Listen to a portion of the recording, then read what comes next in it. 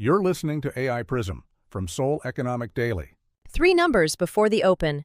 KOSPI down 5.12%. Samsung and SK Hynix both down nearly 9%. And no sidecar triggered. Foreign and institutional investors dumped a combined 4.8 trillion won. Retail bought almost all of it. SK Siltron just landed on a credit watch list after the Doosan acquisition closed. Leveraged single-stock ETF volume is down more than 90% in 2 trading days. It's Tuesday, August 4th. Here's what today's story could mean for the Korean market.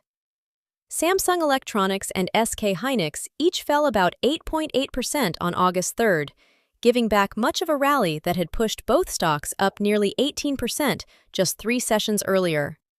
The KOSPI's 5.12% drop was steep enough to raise questions about circuit breakers, but no sell-side sidecar was triggered. The pullback came alongside tighter deposit rules on leveraged single-stock ETFs and a fresh credit rating review tied to the SK Siltron acquisition. Here's what the numbers show.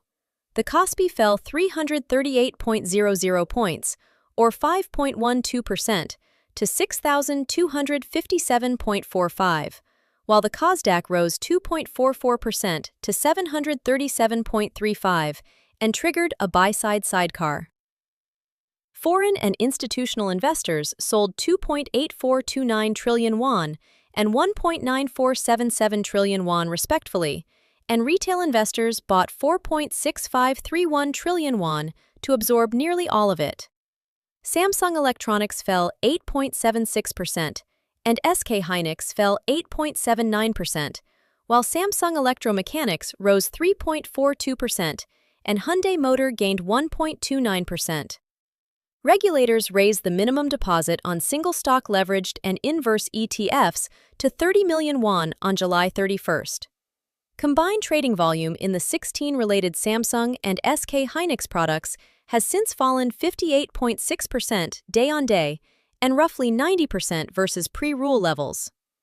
Nice Investor Service put SK Siltron's A+ rating on Downgrade watch after Doosan completed its acquisition, citing weaker odds of group support. KOSDAQ active ETFs underperformed their own benchmarks by up to 18.55 percentage points over 1 month, despite charging higher fees than passive funds. So what does this mean for traders positioning today? Earlier, we said no sidecar triggered despite the 5% KOSPI drop. Here's what that actually means for you. The lack of a circuit breaker event, combined with retail absorbing nearly all institutional selling, suggests this looks more like profit-taking after last week's spike than panic liquidation. The SK Siltron Credit Watch is a name-specific event tied to ownership change, not a sector-wide semiconductor signal, worth tracking separately from the broader chip trade. With leveraged single-stock ETF volume down sharply, price discovery in those wrappers may be thinner than usual, which is a factor for anyone using them intraday.